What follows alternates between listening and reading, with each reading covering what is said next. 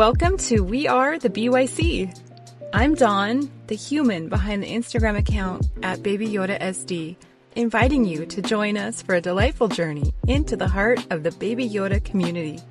Picture this podcast as your exclusive invitation to a favorite neighborhood coffee shop where enthusiastic members of the BYC gather to share heartwarming stories and laughter, uncovering the untold tales and vibrant personalities of the humans behind these precious Baby Yodas. Whether you're a longtime member or a newcomer, get ready to join the fun as we embark on an adventure filled with camaraderie, emotion, and a whole lot of Baby Yoda love. Pull up a chair, grab your favorite drink, and let's dive in. Welcome, Patu Towers, to the podcast. Thank you. Otherwise known as Melissa. Yes. And Steve, who is not here. Oh, and Steve. But he's my husband, but it's funny because I guess during Nicole's episode, she I think Brian was in the same room, and at one time she mentioned Brian being in the same room, and so Steve said, "Do you want me to sit in the corner like Brian did?"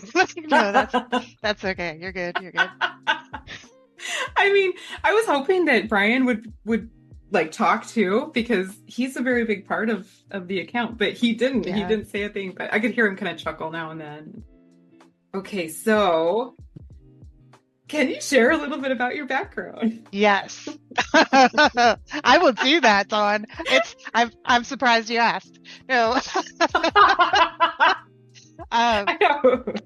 Yes. Okay. So my husband Steve and I live in Northern Virginia. We're about 45 minutes outside of DC. Oh. I'm actually probably skew a little older in the community. Like I'm closer to 50 years old. Not like just to be clear what that 50 means. I think that's most of us though, honestly. Oh really? Yeah. I'm 47, so I'm 48 in a few months. So yeah. Okay, well I am almost 49. So wow, okay. Yeah, we're super similar age. Yeah. That's great because one of my hobbies is that I'm actually a PC gamer, and yeah, so super into PC gaming, and that whole community is pretty much all 20-something boys. And so I'm almost always the only female, and definitely double the age of most of the people. And they call me mom, and it's really uncomfortable. You know, the only thing that's good about it is that I keep up on some of the lingo of the times, Yes. So I do know a lot of current memes and vernacular and things like that. But oh god, see, that's where I need to be brushed up on that, because I don't know half the stuff that kids are saying these days. I'm like, what does that even mean? Yeah, some of it.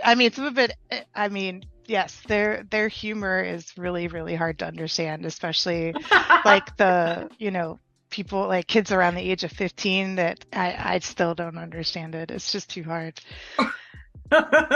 You know what sucks? I never felt like I was always I'm gonna be a cool person my whole life. I'm not gonna be an old fuddy-duddy who doesn't know the kid lingo. But it totally happens without you even realizing. It leads you. Yeah, well, I mean, especially, right, because we're being about the same age. We were born before the internet. Yeah. And so it's a lot easier to say, I'm going to be cool my whole life, when it just means buying the latest album from, a record store. Yeah, exactly. But, I mean, the memes and, what they say, it's based on this just so obscure stuff that you wouldn't see unless you were connected to the same people. Yeah. And all these different places. Yeah. So, yeah. So it's definitely much harder for us now. It's not fair. Yeah. But anyway, yes. So we live in the DC area, in the suburbs. I have a 23-year-old son. Oh. So, in a way, the babies are they're empty nests. Yeah. Because we really started getting into him when he was, ready to move out of the house and stuff. Oh gosh. So he's gone now. He's not at home anymore. He left for a while, but he actually just recently, in the last few months, moved back in because he wants to save for a down payment for a house. Oh, nice. Yeah, Very cool. He was just, paying a lot of money in rent, and said, why aren't I just putting this money towards a mortgage. So, Yeah, yeah. I know. Isn't that's crazy? That's how I feel here. It's like I pay more for my one bedroom apartment than my nephew who lives in Oregon. He pays like 500 less for a three-bedroom house, two and a half baths or something. No kidding. It's ridiculous. I'm like, what the Yeah. heck? Yeah, so that's good that he's decided to do that. That's a smart move. Yeah. Yeah. What does So, what does he think about the account? so he was raised on Star Wars, like his journey through, character worlds growing up was like Blue's Clues and Oh, then Toy Story, which had Buzz Lightyear, which was like a very natural, like, arc into Star Wars. And yeah. then he was all about Star Wars and he grew up on Star Wars, but he's kind of a purist, and so he doesn't feel that, and this might ruffle some Star Mm. Wars feathers out there, but that he doesn't feel that like the Mandalorian follows canon, and he Mm. really gets into that sort of stuff. So he's not a big fan, Ah. but he knows it's important to us, so he just sort of tolerates it. He tolerates it. Yes, I mean it's a very big presence in our house, so. Right. So it's kind of like, sorry, you move back in. These are your siblings now. Yeah, And yeah. I think that's great, but I mean, it's true that a lot of Star Wars, like real hardcore Star Wars fans, don't like the baby or the whole Mandalorian arc. So, I mean, it might ruffle feathers, but he's not alone in that aspect, I don't think. Yeah, but if you go back, I mean, I think that's happened throughout the entire Star Wars saga, right? Because Yeah. there's the Ewoks, and then, I mean, of course, the most famous, like Jar Jar Mhm. Binks and Yes. BB-8. Like, there's always these little kind of like cute or weird characters that are meant to be, Mhm. this different thing. And Yeah. but anyway, And people aren't always into that. So, right. so yeah, you were clearly a Star Wars fan way before The Mandalorian came out. Yes, for Yeah. sure. Yeah. Yeah. So that's awkward. Yeah, I know, but it's like I feel like I totally took us off topic, and No, not at all. I'm like a bad interviewee. Not I'm at so all. sorry, Dawn. No, it's perfect. I'm sitting here like, yes, this is great. No, I do love it. It's good. Ugh. Melissa, yours is gonna be the best one. Shut up. It sucks. Not at all, dude. So, oh gosh. So I wanted to ask you about Virginia. Yeah, it's really interesting. Let me tell you. Let me tell you all about Virginia. Yeah, like so, how close are you to the ocean? No, I don't know. What am I even talking about? I don't even know what to say. I don't know. Do you want me to go back to asking you questions? Okay, Dawn, are you married or do you have a significant other? I know, like I'm the one that needs to be like chilled out, like get into the groove. It's okay. I know. I'm on a laughing streak now. So It makes it fun. It makes it fun. Virginia. So what do you want to know about Virginia? So like it is close to Washington D.C. Do you guys ever go there for like school projects or something? That would be like an interesting like. Oh yeah, like take the babies there? Yeah. Well, I guess that would kind of go into one of the questions. Like, do you ever take the babies out? Like, do you do, right? Yeah, you take them out and do stuff with them. I mean, a little bit. We've always taken them. We've always taken them on trips with us, but I don't know that I've ever like left to do a photo shoot somewhere. I mean, they're more just everywhere we go, at least one goes with us. I mean, not to the grocery store. I mean, baby probably wants to go to the grocery store with me. He wants to see Farmy Yoda. Oh yeah. So he will go with me someday, but no, excuse me. Not really. I want to do stuff like that more, but I mean, so much of, I guess, my editing style is just to sort of create the backgrounds and create the world. Oh, yeah. So that's just a little bit more like the approach I've taken is sort of dreaming up worlds for them to be in. versus Yeah. going out in the real world. Yeah, and making them fit into what's already there. Yeah. Well, that's a great segue into the questions that we have from the community, because so many people are interested in what or how Patu Towers it works, like, and what it is that gave you the inspiration. So I'm gonna just ask you some of the questions. Okay. Oh, and we do have a couple audio questions that came in. No kidding. So, Aw, is King Chip one of them with the twerky thing? yes, maybe so. Aw. So the first question, and this is actually I'll let's see. Oh, I'll let you know who it's from, and then I'll play the audio, because this one Okay. came in audio. So the first question is from Life of Baby Yoda. What inspires you creatively when you are making your videos? They're always so well done. I just wanted to let you know that. Aw, that was nice.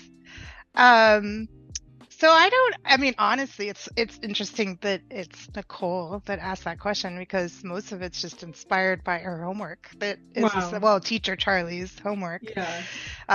It's great that every week, instead of having to sort of come up with like, oh, what am I gonna do?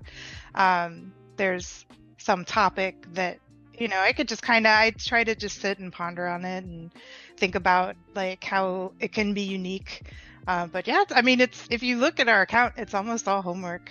Wow, that is interesting. And I like that about school, because it doesn't make you, I mean, you have free license to kind of interpret the assignment how you want in a way, but it's like you don't have to come up with something out of the blue. It's like, you know that you have to do XYZ. So do it and figure out how you're going to do it and make it unique. And you guys have a really awesome way of doing that. It's pretty cool. Yeah, and teacher Charlie is super supportive, like even when things get off topic, like for example, when Professor Dr. Stinky Stinkerson did his Grogu nutrition pyramid, that was completely, I mean, it was relevant, but it was supposed to be, I believe, to like make a snack. And instead, he decided to take over the account and give one of his lectures. And, teacher Charlie was a little disappointed that it wasn't on topic, but fully supported the effort. So it was all good. Yeah, and that's the thing, is that he does support, the free license that each student has to interpret the assignments however they want to. So yeah, that's helpful. But that lesson was pretty good, and I think a lot of the babies appreciated that food pyramid. They were able to take it to their parents and be like, "Look, this is actual fact." Yes, there is even like an alert in the middle of it that's like telling the parents that they have to give them Chalky right now. Like, Stinky Stinkerson, he knows what's up. Like, yeah, I mean, it's there right in front of them. They have to believe it. They can see it. Exactly. It's scientific fact. It's 100%, as he would say, it's 100% accurate. Yes. Well, that kind of going along with that, Clunk and Bonk asked a question, and they're saying, your posts are always so creative. How do you find the inspiration and the time? So the inspiration kind of goes the same thing. It's just, that so much of it's from the homework or just something that, like my husband and we only found the community about a year or so ago, but we've been taking the babies and making them do crazy things for like 4 years. Oh my God. Yeah. So it's actually started when we originally got who then was Baby Yoda, because in the first season the child has no name, and he is now who we all know as Squishy Butt. But when he was our very first baby, him and our cat, who she is a Baby Yoda, she wears her ears, her name is Poo Poo Kitty, and the two of them actually started a cult together. And so every day we would go downstairs, and in front of our fireplace there would be like more things off of our shelves that were like things that became a part of this cult, like a duck or a dog statue or like a stuffed animal, and this cult just kept growing. And so we've been doing this stuff way before we even knew that that there was a Baby Yoda community. So it's sort of like I found my people. Like like when we found it, my Steve was like, we have to start doing this. So yeah. But as far as the time goes, like it is hard to find the time. I will say that. Like, unfortunately, like what I have to sacrifice in order to put out the content is like I just don't get to do like the birthdays and all the events. Yeah. Because for example, right now there's like the BY Fest and Yeah. I know it's Little Green's birthday. Happy birthday, Little Green. But like I can't really do that stuff because I'm working on the wrestling stuff and then I'm working on the group project and it's pretty time intensive. Yeah. Well, and that's something Nicole was talking about in when we talked, was that you make the time, you have to make the time, and it's all about the effort you put into it. And yeah, you might not have time to do every single thing, but you do make sacrifices here and there just to do what you can. And yeah, I think, but it's so much fun. I mean, it just brings so much joy, like to us and hopefully to other people. And oh gosh, so yes. I mean, it's just such a positive way to spend my time. I'd much rather do that than like I don't know, sit and play gambling on my phone. What else what do people do? I know exactly. Play the slots. Yeah. So what ended up like inspiring you guys to start the account? Were you seeing posts and before you had the account and you guys decided let's do it too?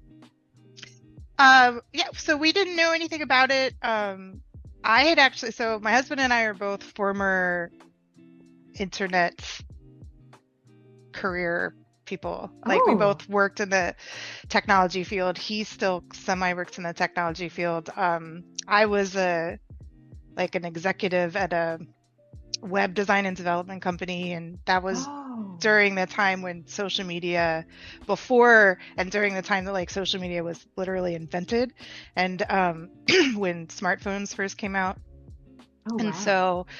So we were some of the people that were like really on the forefront of that stuff, like, very early accounts. Like we actually met at the conference where Twitter was launched. Oh my gosh. Yeah. So that where I'm going with that is that because like it was so much a part of work and we got into social media so early, like I personally burned down on it pretty fast. Like I barely touch Facebook anymore. Definitely burned out on Instagram really fast and etc. But then, when the Baby Yoda doll came out, I mean, it was so cute. I just couldn't get enough. And then I think, I saw like the first Brandon Witten. He takes the doll and it's like, hello, how are you today? And it's a really, really cute one. And then he started with his account, but I found that on TikTok. So I still hadn't even gone to Instagram. And then I went to Switzerland like 2 years ago, I think. And friends there were like, do you have an Instagram account? I'm like, oh, do I really have to pull this thing out again? And so then I was like, you know what? I should see if there's any Baby Yoda content on Instagram. Gosh. Found the Baby Yoda community. It was like, oh my God, I can't believe this exists. And like you said, you found your people. Yes. Oh gosh, that's an awesome way to have found everybody. Yeah, I'm pretty sure we found Life of Baby Yoda first. And then it just kept finding people from there. Yeah. Oh gosh, but it's so funny to know that you guys had the babies already, or I don't know how many you had before, but starting your cult and all that before even coming into the Instagram side of it. That's cool. I mean, like Squishy at one point he had like an addiction to political talk radio. Oh my God. Yeah, so like we would catch him with like the headphones on and he was listening to it all the time. And then he started doing all this like really weird political stuff in the house. So I mean, sometimes it got a little weird, but for the most part they're just having fun. For the most part. The other part, it's serious. I mean, we can't watch them all the time. They outnumber us. Oh my God. Yeah. Well, how many are part of your account now, or how many babies do you actually have? I have a lot. So I started to write down how many, and it got to be too much. Oh. So I'd say that we have two like shelves, like Patu Towers. What that is, actually Yeah. is. It's just a bookshelf in my family room.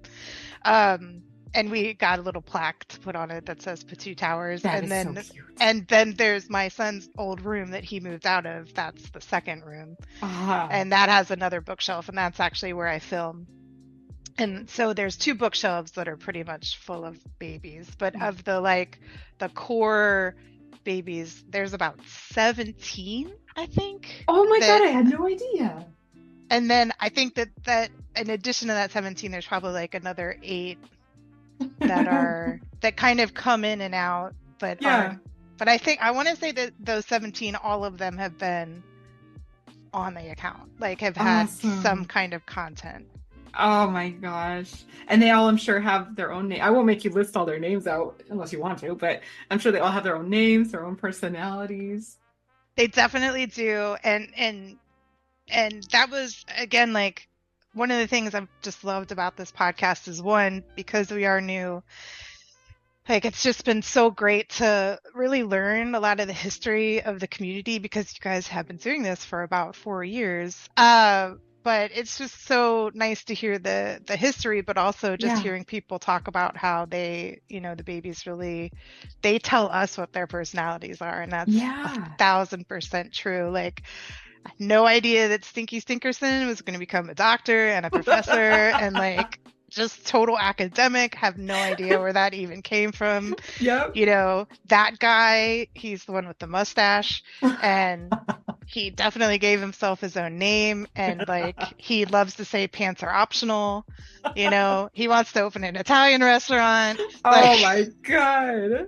It's just it's crazy. But I mean, Squishy Butt's definitely like, he's our first and he's our number one. But I mean, we have a lot of names. I'm not gonna go off on all the names, but there's definitely a lot. It is so funny though how they all, and I know I've talked about this with other people, but it still is amazing to me that the babies have their own personalities that not necessarily were given to them by us, but they've developed them on their own. And I know that people probably anybody who's not in the community would not get that, and they'll just think we're a bunch of weirdos. But it's so true. It just happens. Yeah. And I think it's so it really does. Like, it doesn't come from me. Yeah. It just happens. And you wouldn't understand unless you had them. Because, I mean, Stinky, I've never really told anybody this, but Steve bought Stinky as a replacement, like, because I don't know, I have never heard anybody else talk about this, but our Happy Doll was the very first one that had the hand you can push to make the sounds. Oh yeah. And she was all giggles. It's like just a giggle box. But that same doll since same baby, sorry, not doll. Baby, oh right. Since has like weird sounds. Like not giggles, but it's like and they make these really weird sounds. And so we got Stinky because Happy needed surgery. Her voice box was failing. And so Steve got Stinky thinking that it'd be a replacement, but then you open the box and it's a baby. It's not, you can't harvest organs from your baby to put in another baby. Right. So but Stinky really does stink. I mean, he smells bad to this day. Funny. And we've had him for, I don't know, 8 months, and he's smelly. Whoa. That's a real thing. Poor baby. I wonder why. That's so funny. I don't know. Maybe it's the university he went to get his degree. I have no idea.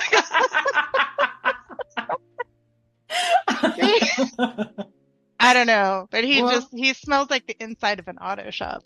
How funny. That is so weird. Yeah. Am I answering your questions, or am I just totally going off on weird tangents? No, you totally are. It's perfect. Oh, did you submit a question? That was a joke. That was for you. Do you want me to take a voice recording of it? Why is your butt so squishy? No. Well, I could answer that one. No, I'm joking. Why are you checking out my butt, Dawn? I know. No. I was gonna say who told you? Yeah, right. No, well, squishy, but I mean his butt's squishy because he's 4 years old and he's had a lot of love. So yeah, I actually did restuff him once, and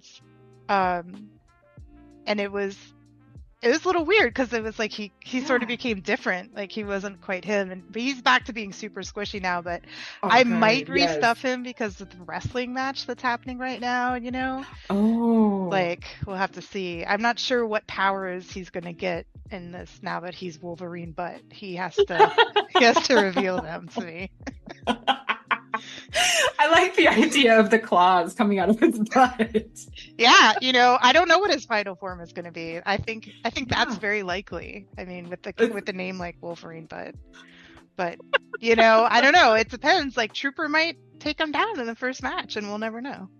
I know, that's true. I mean, it's like anyone's game, essentially. Right. Yeah. I like that. Well, I guess Vanderlinder, he's the baby or the dad of Yersin, right? Yes, Yersin. So I think we already just asked his question though. I answered it. He asks, how did you find the BYC? And I guess that was when you were in Switzerland? Was that when you actually found it? I mean, it's literally just from it was my guilty pleasure to go to TikTok, and I only had TikTok on my phone so I could do a search Baby Yoda, and I would just look for anything Baby Yoda. But on TikTok, most of the Baby Yoda content is just people doing cute stuff like with the baby, but they're not giving him like a real personality. Like Brandon Witten really was the only person I saw doing that. So when I got back into Instagram, from having burned down on it from work, I did the same thing. Like I just did a search I'm like, I bet you they have some Baby Yoda content on there too. And I did a search, and it just blew my mind that, you know, not only was it content with the babies, but that they were, you know, just like you talk about, you know, in your first couple episodes, like they have their own voice, they have their own accounts, they have their own dialogue, they have their own lives. Like it really is, it's a community of the babies, and it's like, oh, this is like I found my drug. Yeah, it is, it really is. Yeah. I mean, it's like the perfect escape.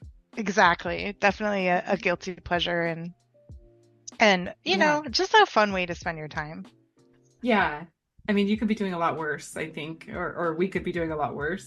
Well, that's exactly whenever, you know, in the beginning, when my son would get a little weird about it, I would just say, hey, you know, your mother could be like a drug addict or an alcoholic. Like, wouldn't you rather I do this? Like, this is so harmless, and it brings me so much joy. And he's like, okay, that's a good point.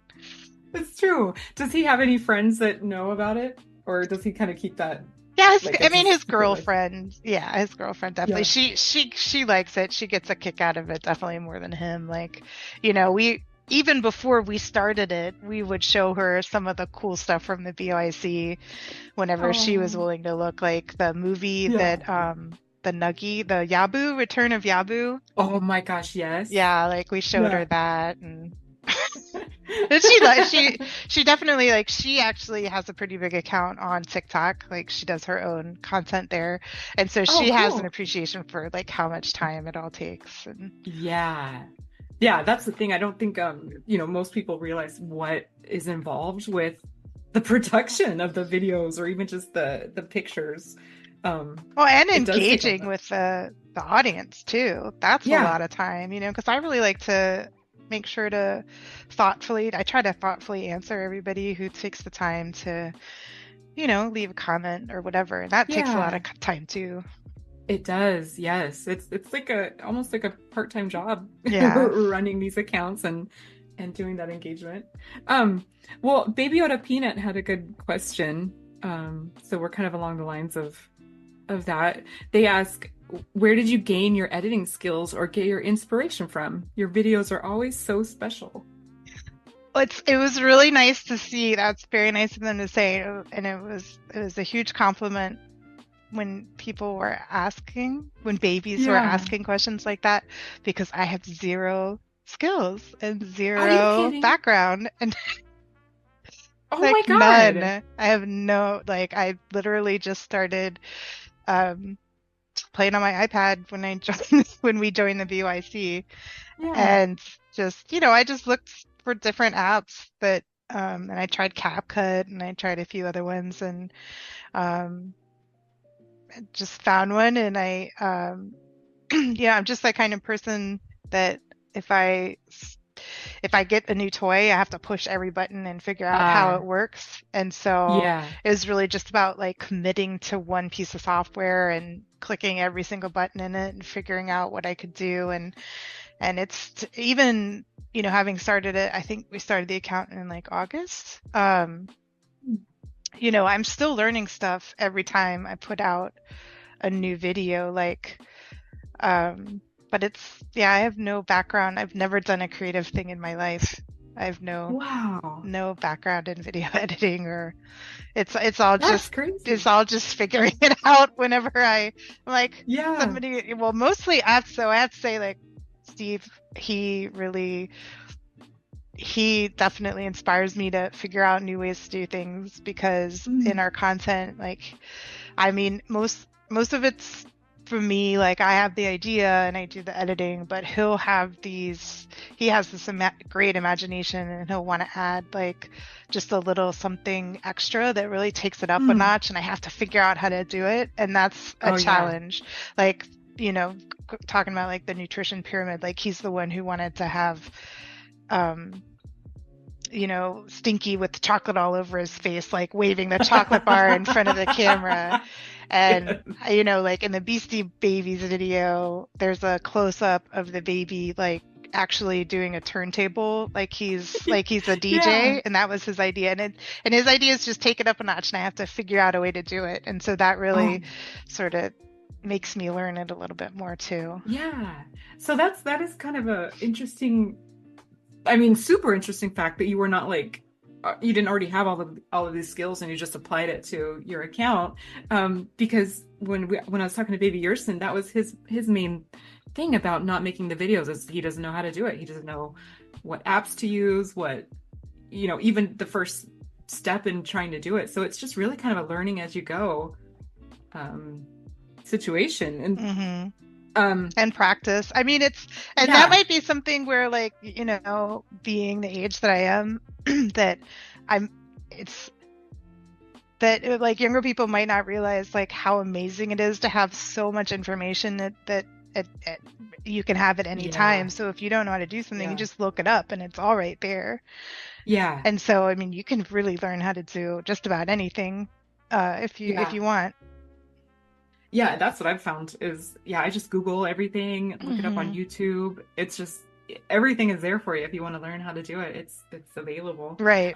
Like, I come from the generation where the biggest question is do I use World Book or Encyclopedia Britannica to do this really boring report? Like, oh my God, yes. I was like thinking back to high school when we had to use encyclopedias, and now it's like everything's on the internet. I'm like, God, this is so easy. These kids are so spoiled today because they can just look everything up and it's right there in front of them. Exactly. They don't have to spend hours at the library. And yeah.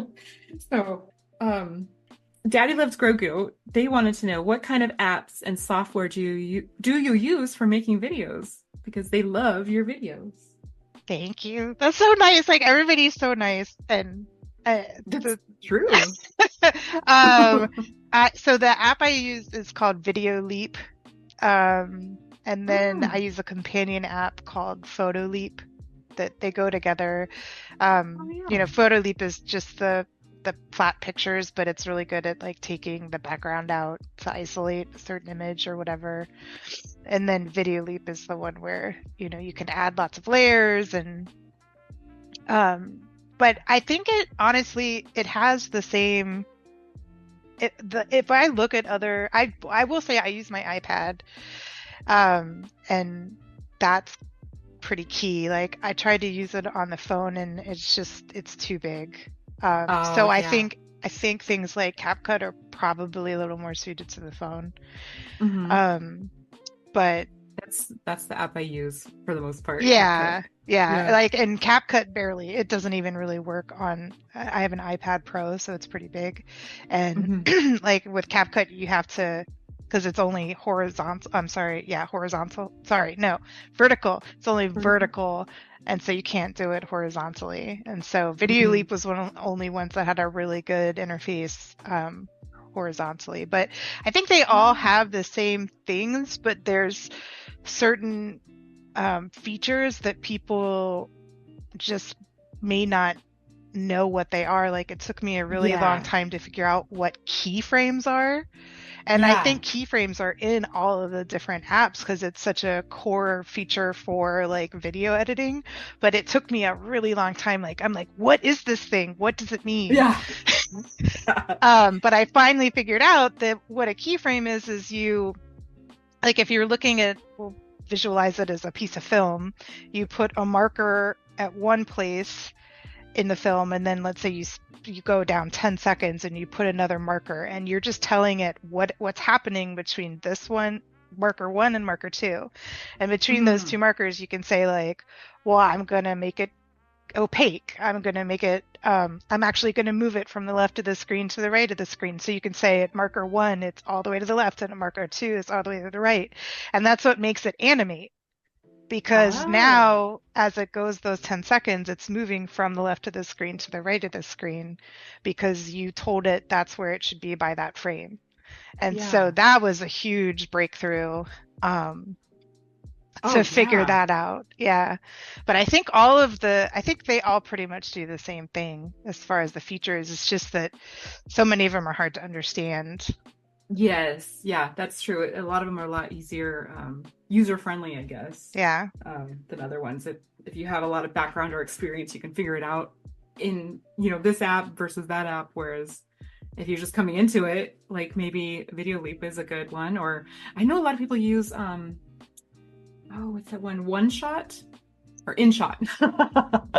Yeah, InShot. I don't think I've tried that one out. Yeah, it's kind of, I mean, I've used it a few times and it's got some good features. I think, like you said, all the other apps have the kind of same features, but yeah, it's just kind of trying different ones and seeing which ones you jive with, I guess, more than And others. I mean, I'm always kind of even on the hunt for another one because the one I've been using, they've been sort of, it seems like they're all going towards AI editing because Yes. that's what's, cool, but that's not the kind of content we're really doing in BYC. Yeah. And so Yeah. they're like the app that I use, they seem to be removing features to make room for the AI editing. And so Oh. I mean, I have paid like an annual subscription to get the full suite of features, and Hmm. that's a little heartbreaking when something pretty important is taken away. For example, it used to have the Giphy catalog in the app, so Oh, like if I yeah. wanted to just add a hamburger falling from the sky, I could go and look up hamburger and it would give Yeah. me like, oh, here's our 5 hamburger stickers you can use. And they completely pulled that feature out. And so now I have to do Oh. that. I have to go to Giphy and like find the hamburger, save it to my iPad, and then add it to the video. So it's just like so much Oh more time gosh. consuming. Yeah. Yeah, that is frustrating. I mean, the AI part is cool in some areas and some features, but yeah, I'm so frustrated by that myself. I hate that they're trying to turn everything into AI. Hmm. Like, no, give us our creative freedom just to make what we want. Yeah. Um, well, we did already kind of say where you learned about video production, but I have to ask Toy Not Grogu's question. Um, he asks, "Where did you learn about video production?" I have never learned about video production. Yeah. No, I mean, I really do. I have even though my career was technology, my first career, I should say, was technology. It was from the business side. Mm. So I was, in charge of project management and operations. And so, I mean, I worked with a lot of creative people and I was consulting with clients a lot about like interface design. Mm. So I have just a little bit of just a technical mind, I guess. Yeah. But yeah, zero experience on my own until I started with BYC, and it's really just tenacity. Yeah. It's 100% tenacity. Just like, I gotta figure this out. Yeah, that's the thing is that I never had any well, not to say that I'm on the same level as you with your videos, but like yeah, like none of that stuff I knew before. I had to learn everything. I think that's the way a lot of us are. We're just kind of learning as we go. And I get inspired by seeing other people's videos and I'm like, you know what? I gotta try to do that. And so like definitely seeing the stuff that you're making, I am so amazed to hear that you haven't had like professional training. No. Because it's awesome. It's so good. Well, and on the one hand, like some of the AI stuff is making aspects of it, editing easier, like removing background through the app has become so much easier, because now if the clip is shorter than 10 seconds, I can just say, here's what I want to keep, and I just use those markers to choose the baby, and it wipes everything out. Whereas when I even first started 8 months ago, I had to use chroma key, which is so hard because the babies are green. Yeah. So you can't do green screen.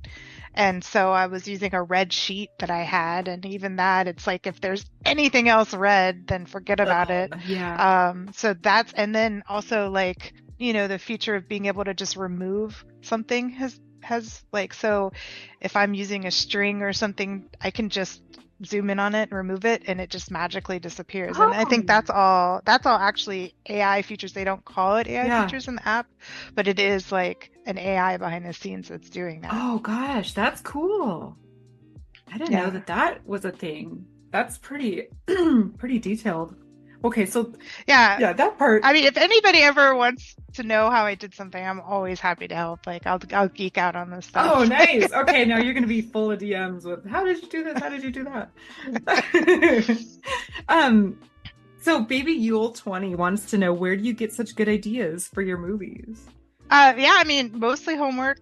It's homework.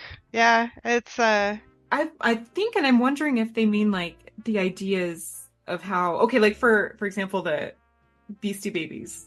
Like, how did that come about? Like, where did that come from? So Beastie Babies was our very first homework assignment. Oh, was when it? We joined it? Yeah, when we joined the school. You know, it's talking about how like I have zero experience with this. Like, I think I only have like 84 pieces of content. It's still all pretty new. Wow. And so if you scroll down to the early stuff, like I did a Wrecking Ball video with my baby called Teeny, and it's so awful. So you can see I had no skills, but it's I wasn't gonna post it. I was so embarrassed by it, and Steve said, "No, it is hysterical. Yes. You have to post it like that." He's like, "Because it's so funny." It is awesome. Yeah, I can't believe you didn't like it. So like we joined BY school, and the Battle of the Bands was happening right then, and I think the deadline was something like a couple days after we joined. And I asked if we could have the weekend and still submit something, and Teacher Charlie said yes. And so it was the first project that Steve and I did together, and it was another one, like he definitely had a vision of how he wanted it to be. So it was a combination of his vision and like me knowing how the software worked and what's practical, and just trial and error, really. But it did, I have to say that the Beastie Babies was really cute. Like it turned out so well, and it was so fun to do. It was so freaking awesome. Yeah, you know, it was just like, what's an iconic, when we were doing Battle of Bands, it's just like, what's an iconic song and an iconic video? Yeah. And so we looked at a few that we were thinking of, like, we were thinking of doing like, is it Addicted to Love, where all the girls are on the guitar? Oh yeah. Yeah, we were thinking about doing that one, and there's a few that we considered, but ultimately, I mean, come on, the Beastie Boys. Like, yeah, the Beastie Babies. No, that was perfect, and I think that was before I was in school, so it didn't occur to me. Right. It didn't occur to me that was part of a school assignment. So that's cool. That's cool. I mean, I would say probably 75% of our content is school assignment, and then I mean, the only thing I would call like a movie was the lunch one we just did. Oh yeah. And that was a combination of it was actually after, the first podcast you did with Nicole. It was just so inspiring, like one, you doing the podcast and it just being so good, and hearing Nicole's story and like how much work she puts into it. And so I reached out to both of you just saying, hey, like, you're amazing, is there any way I can help? And you asked me to do this. I'm like, I don't know. I don't know if I want to do it. And then but Steve kept saying, like, you really should go on there. Yes. But Nicole and I kept the conversation going, and she said, I would love for you to do something special for school. So we combined, came up with the idea of, a day in the cafeteria for lunch week, with ending with Teacher Charlie getting a pie in the face. But yeah, most of the stuff is school assignments. Yeah. It's just I do like make sure to think about what's something I can do that's a little unique. Yeah. Well, you guys come up with such great ideas. Like it's a total inspiration for the rest of us, I think. Aw, that's so nice. No, it's the truth. Well, we're inspired by everybody else, so yeah. It's I think it's a circular thing. Yeah, right? Yeah. It's like mutual. we're just putting out what everybody is giving to us already. It's just it's such a creative community. It's everybody's so awesome at it. The Real Baby Yoda Sweden, they have a submission. They said, not a question, just want to say you make amazing videos. And that's the truth. So nice. That is the truth. I think there's another one that's kind of like that too. Let me go to that one. Is it? Oh, Clonk and Bonk. They also say, not a question, but you are some of our newest friends, and we are so happy you are here.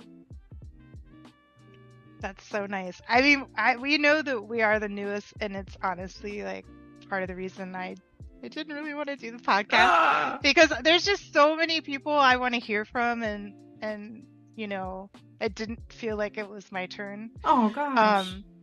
But I mean, there's just so many people, like, for example, hearing like the Real Baby Yoda Sweden saying that, like, I mean, they are so nice. Like there's especially so many accounts that like take the time to put out all this thoughtful content and just comment on everybody's stuff, and like always say happy birthday, and always join the events. And like, sure, I mean, my stuff is, it's got some cool bells and whistles, but like just the heart that's in those accounts it's giant.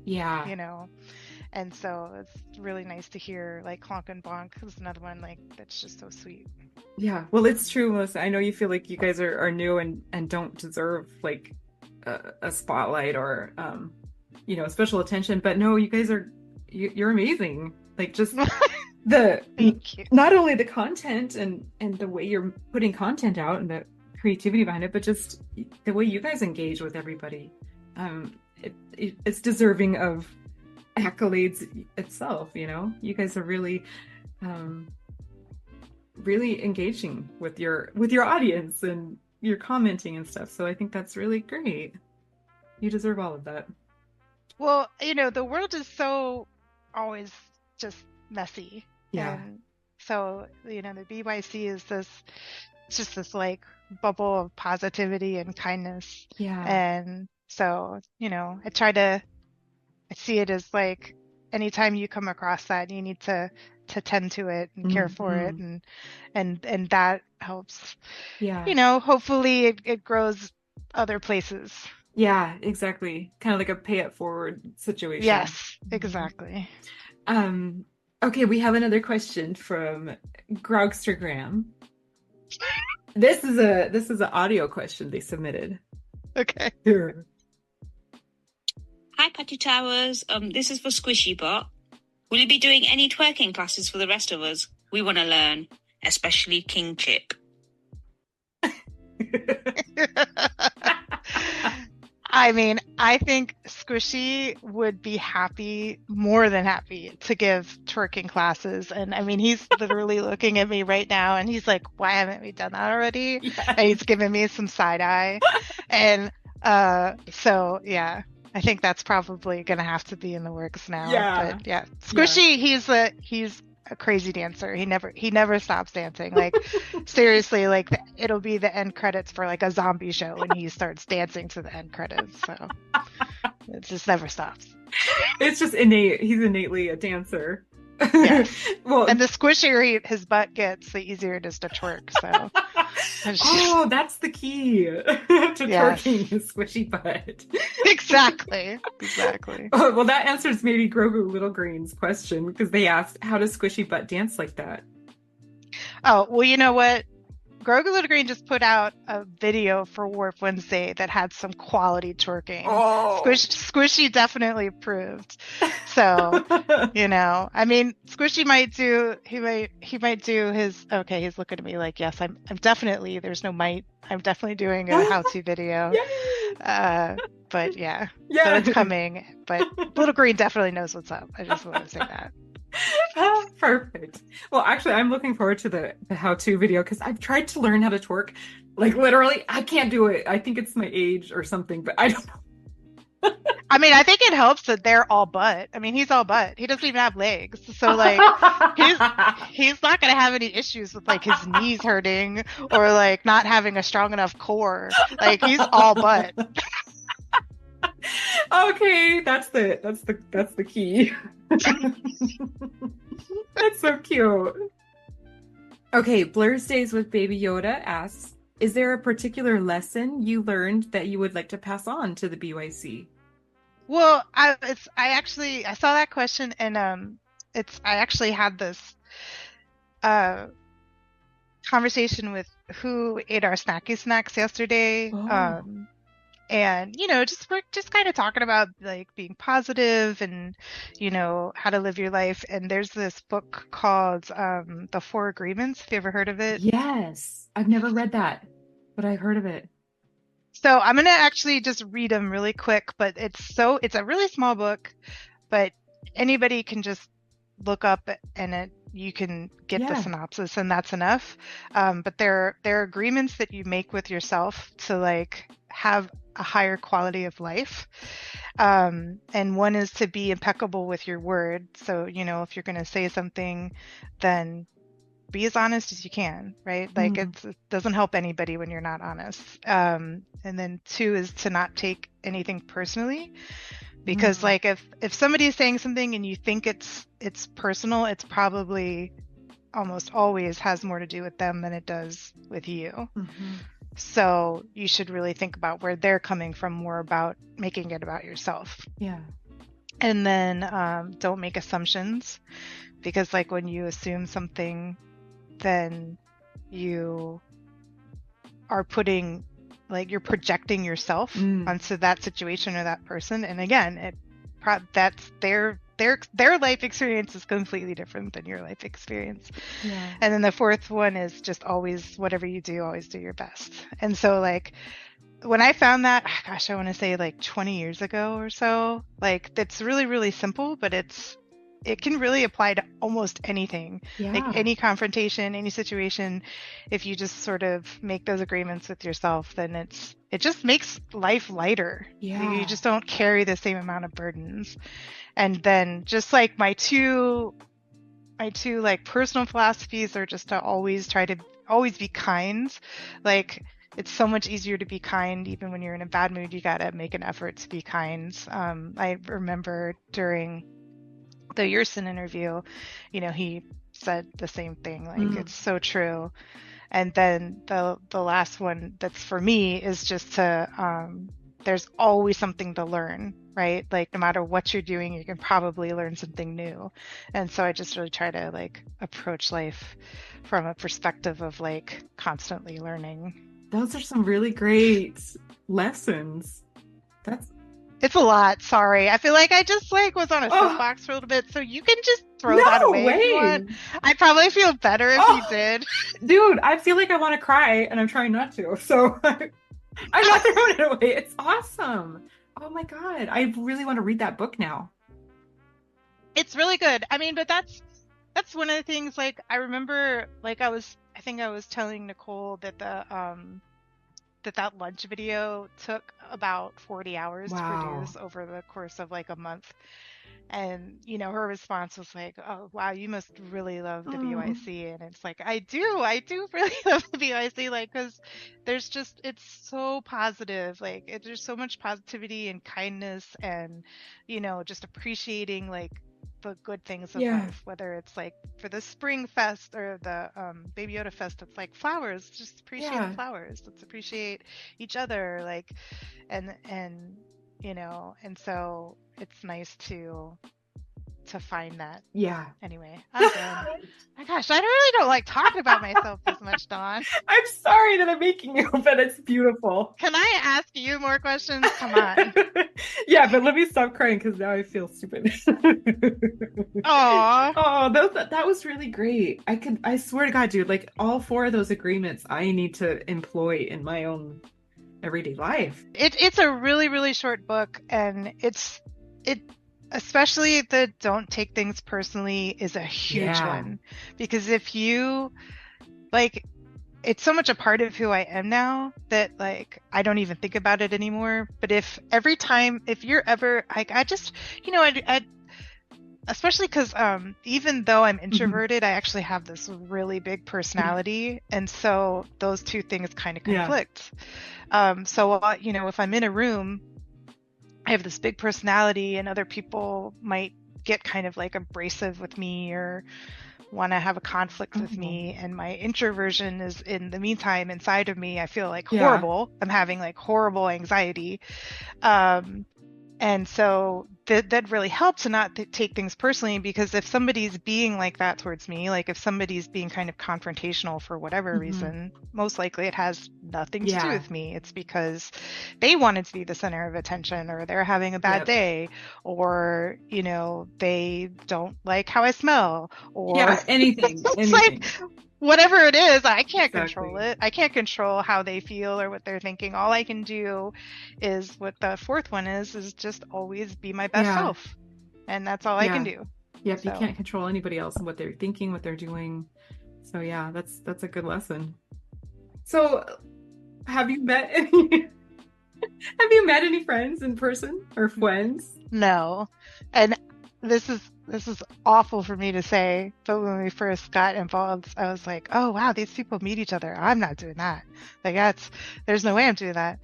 And then, but now that I've met everybody, I'm like, oh my gosh, I so want to meet everybody. I can't wait to meet everybody. Like, oh my gosh, I want to go to Scotland, and I want to go to England, and I want to but no, we have not met anybody yet. Really wanted to go to the Anaheim meetup. Was last weekend, right? Oh yeah. How was it? You were there, right? Yeah, it was really fun. It was because it was like a different sort of atmosphere, because it wasn't just like BYC people getting together. It was like we went to a fan expo, and there was all kinds of things to do and see and look at, with like Baby Yoda stuff on the side. So it was pretty fun though. We got to meet some people that we hadn't met before. That's cool. That was nice. Yeah, it didn't work with schedules, and it's a pretty long plane ride for just a day instead of like a whole weekend kind of thing.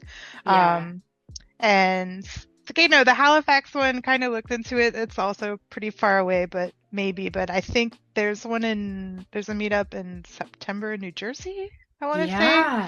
Yes. And so hoping that actually happens, because that one I would definitely want to make. But especially listening to this podcast, it just sounds like Las Vegas was so much fun. And we had just joined the community when you all were going. And so it was a little too early for that. Yeah, definitely. But no, I think if you go to New Jersey, that'll be a really good one, because I think last year's was pretty fun from what I heard. Everybody had a really good time. Oh, so it's the second one in the same place? Yeah. Oh, yeah. Okay. Yep. All so right. Maybe it'll be like an annual thing there. That would be kind of cool for East Coast meetups to happen there. Yeah. I mean, it really, everybody is like all over the world. Yeah. For sure. I think it was, somebody was telling me that there's one in France in May. Oh yeah, I think so. Oh my gosh. I just need to not have to work and just travel the world going to these meetups. Let's do it. Let's me and you. We're going to co-host podcasts. Yeah. We're going to make millions of dollars, because it's going to be so famous. Everybody's gonna want to hear about these weirdos who That's have right. Baby Yoda. That's right. That's right. Wait, you've got your digital marketing degree now, so you're Oh, just yeah. you're gonna figure it out. You're gonna I market it. know. That's the key. Everybody knows the Oh, key to making money is marketing. yes, that's true. If only I knew how to actually do it. I'm like, okay, I graduated. Now what? I don't know what to do. Anyway, what was I was just gonna say something and I forgot. Oh, well, I think the moment's back. I was gonna just make a reference to when you said how you saw that people were meeting up and you're like, oh hell no, we're not doing that. And it's funny because that is how it was, I think, for everybody in the beginning. Like, obviously it's social media, it's the internet. Nobody knew like who was really behind the accounts. And so getting to know each other was so hard because nobody wanted to give their real name. And sending out happy mail, when that became a thing, it was like, oh God, I got to open up a post office box because I don't want these people to know where I live. And now, like, people are coming to stay at our house and, we're going to meet up, and it's like, it's become such a strong community. It's so funny that, here you are ready now to go and meet everybody. Well, again, like, because I've been involved in communities through the gaming world for a long, long time. And it's just there. It's definitely like protect your identity as much as possible sort of environment. Yeah. Because I mean, people will definitely steal. What is it called? Doxing. Like, definitely interested in trying to get your information to use it in a very bad way. Yeah. So absolutely, like, I would never meet people from my gaming community. Like, it'd be like, hey, can you come hang out with me in my mom's basement? Like, seriously, I'm not even Yeah, right. So that was a little bit of my experience coming into this, like, where I'd be like, oh my gosh, I would never meet these people. But it's so obviously just this group of just really normal. Yes, we have a little bit of a not typical, I'm gonna say, pastime of loving our new children, our little green children. But it's just such a genuine group of people, that have to all come from a really good place and kind of all look at life the same way. And so that's what it's like. Hey, I would really like to meet these people. I mean, it's just, again, like, a lot of it is hearing you all talk about it in the podcast, just how much fun it is. Oh, that's cool. Yeah, maybe that'll help inspire people to come to more meetups. Because I know that there's, this time when we were in Anaheim, what is it? Captain Hook 72, they came, and that had been their first meetup ever. Aww. And yeah, and so and they've been in the community for a while, and there's been other meetups that happened, in the Southern California area. So I think it was finally time for them to, come out of their shell and come meet people. So I mean, it's still a thing where people are nervous about it and maybe unsure. But I think, the more we talk about it and the more we hype it up, it's like people are more interested in coming. Yeah. So that is cool. What was I gonna just ask? I don't know. I can't read your mind. Come on, Melissa. I'm trying to do your job. I keep trying. Oh. I wanted to ask you about the PC games. What PC games are you into? So the biggest one that I've played for like the last few years is called Destiny. Are you familiar with it? Oh, I think I've heard that. So the game Halo? Yeah. All right. So basically the people who made Halo, like Halo, I want to say was owned by Xbox, and I hope I don't get messages like, your history is wrong. So I want to say Halo was owned by Xbox, and so the people who made Halo were like, well, we as a game developer want to go and make our own thing, and so they made Destiny. And so when it came out, it was this really big deal. That was Destiny 1, and I did not get into that. That was on consoles only. But Destiny 2 was like the next chapter, bigger, better, and that's what I played for years. And it's a really beautiful, very all-encompassing game, and it's sort of a space cowboy game Like you're you're called a guardian, and you are fighting against like these evil monsters that are trying to, you know, invade different places. But it's a really intricate game, and it's a looter shooter, so it is a first person shooter. Oh, okay. And you've got like, you know, hundreds of different guns and mods and powers and everything that you can use. But what's really cool about it is they have these things called raids, and I'm really big into puzzles. It's like I said with the video editing, like I want to figure it all out. It's all a puzzle to me. And so they have these things called raids, and what they are is they're like 6-man activities where you have to work together to get through this content. And cool. Yeah, it's so fun. And I mean, it can take like, it's a really big deal when they first come out. Like it can take like 24 hours to do one of these things.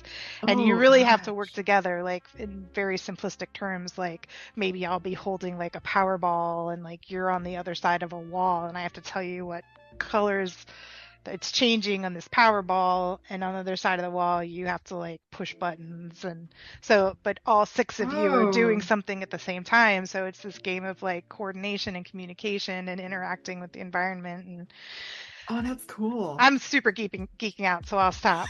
But no, but it sounds so interesting. It does sound fun. It is. And like PCs have, I mean, they're just gorgeous, like what they can do these days. Like graphic cards have gotten so good. But it's interesting because I have like this amazing graphics card for my PC gaming, but that's not what I use to do any of my content. I use my iPad.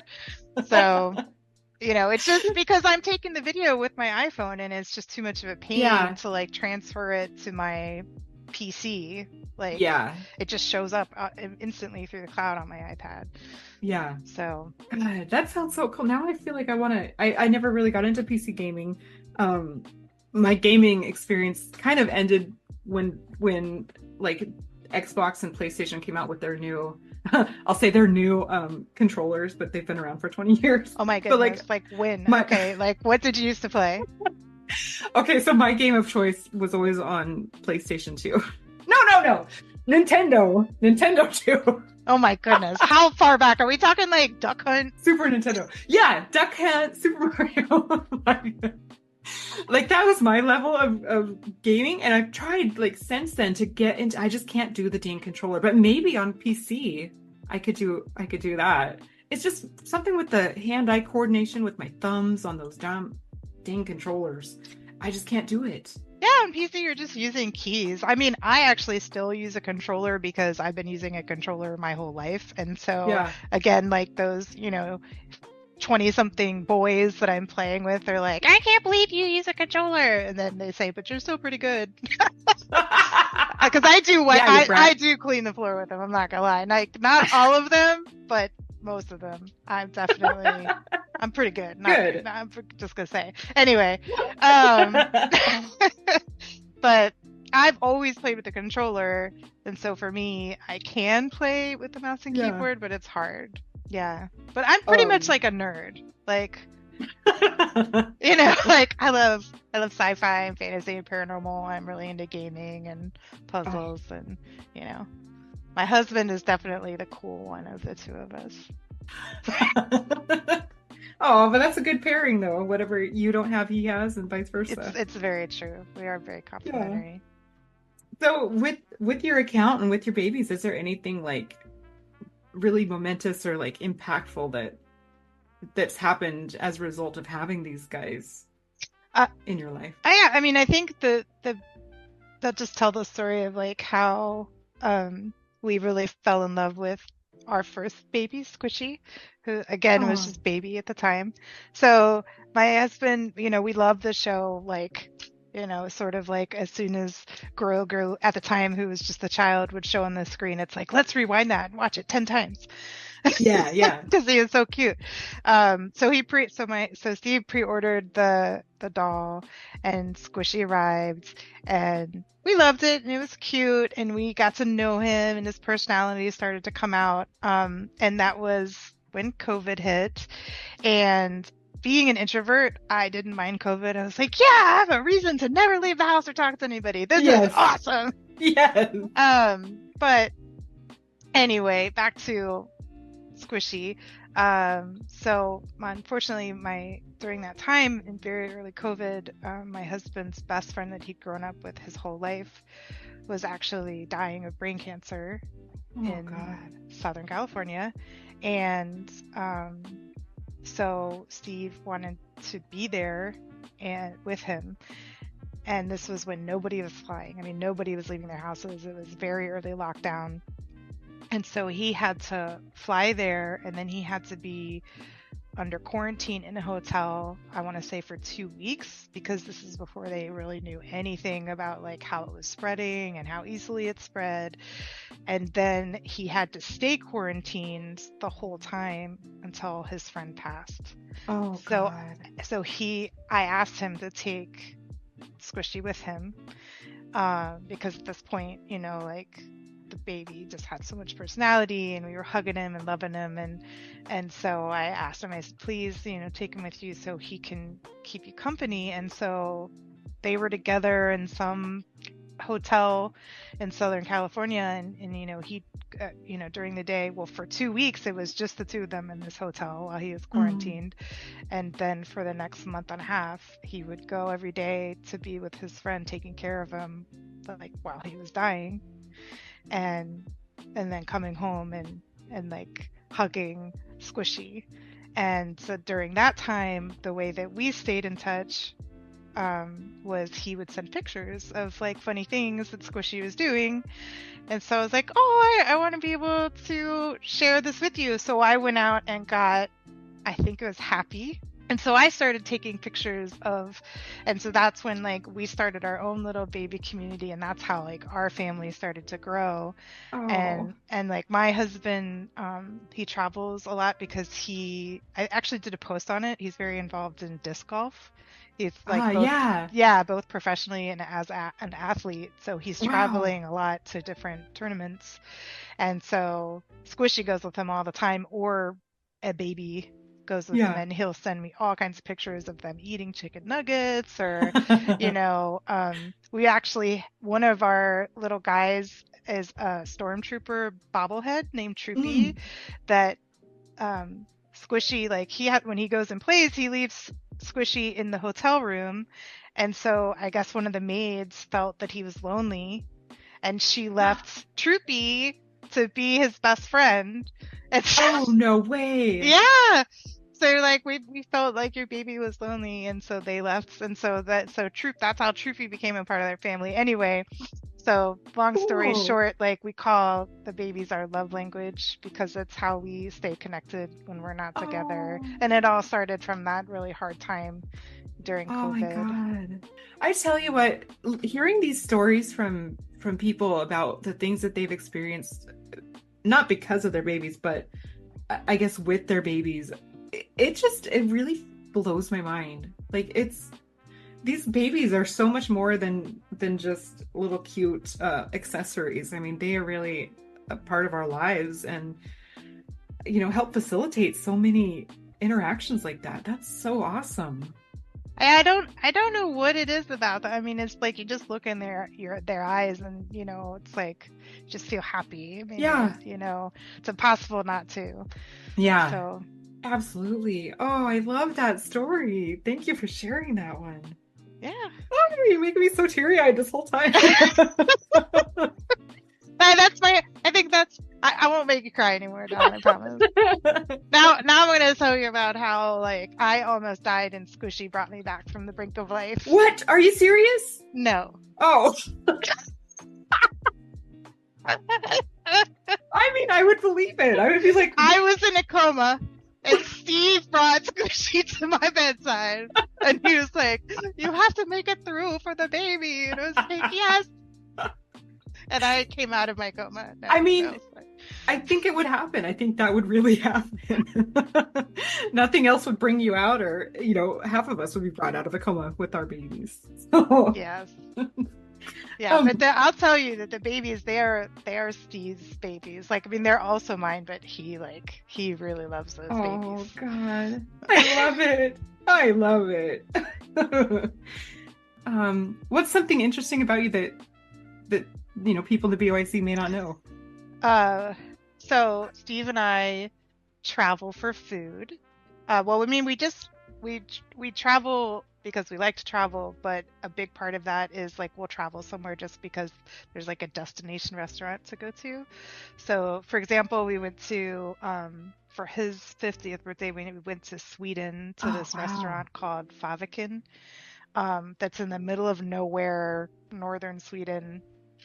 And, all of the Swedish people like, why are you here? Yeah. Because they've like barely ever seen tourists kind of thing. Oh my God. But I mean, it was this life-changing experience. I mean, we were there for solstice and, like all the food that the chef made, it's like all locally sourced and foraged. Oh my God. It's this experience where, there's only like 10 people there a day, and then you stay in this tiny little room that's above the restaurant. And we're like, because the sun doesn't set in northern Sweden during around the solstice, so it's like 4:00 in the morning, and the bartender's still giving us drinks. I have no idea it's 4:00 in the morning. But anyway, so that's the kind of stuff we like to do. I just really love experiencing different cultures, and in particular, like eating the food from different cultures. It doesn't have to be Michelin restaurants, it could just be whatever is really authentic. But just really have an appreciation for like flavors and the history of the food, and very Anthony Bourdain type of lifestyle. That is awesome. I've always wanted to do that, but just never did it. Because I think it is very it's a really good way to learn about a culture, is to experience the food of that culture. Yeah, I mean, so much of life surrounds food, Mm-hmm. I think our dream is to, sell everything and just go live in different countries for like 3 months at a time. Oh my God, yes. Wouldn't that be the life? That would be just so awesome. We actually were kind of working towards doing that, and then COVID happened.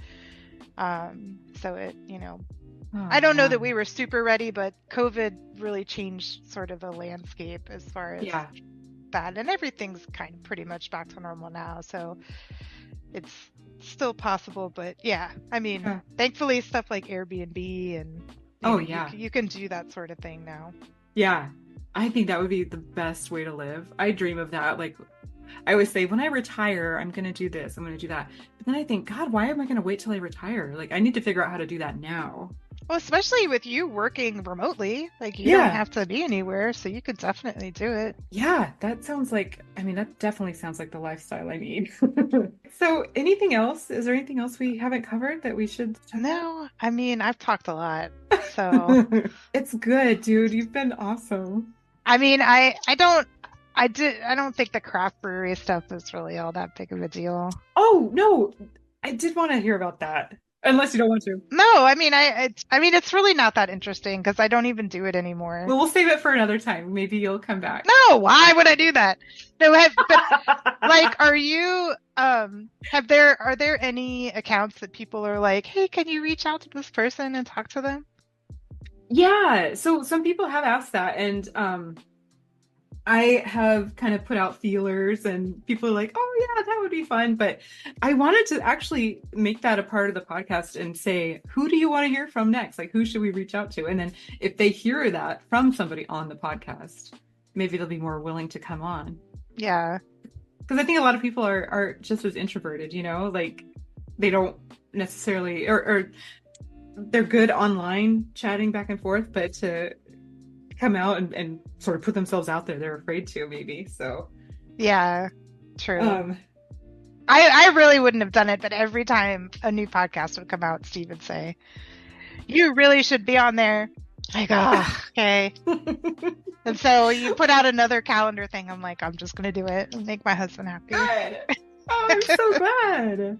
Is it were you just nervous to like talk about yourself? Or well, one, like, again, like, because we're new. I mean, there's just so many other accounts that would deserve to be on the podcast before me.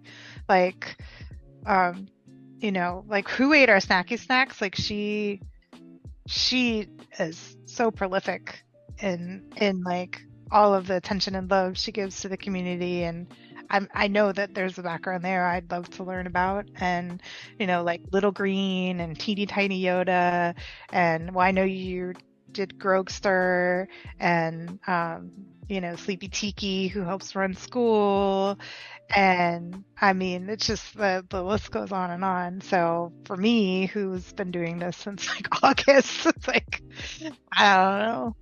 It just doesn't make any sense. But also, yeah, I just don't really like to talk about myself. Like, I'm, you know, been incredibly nervous this entire time.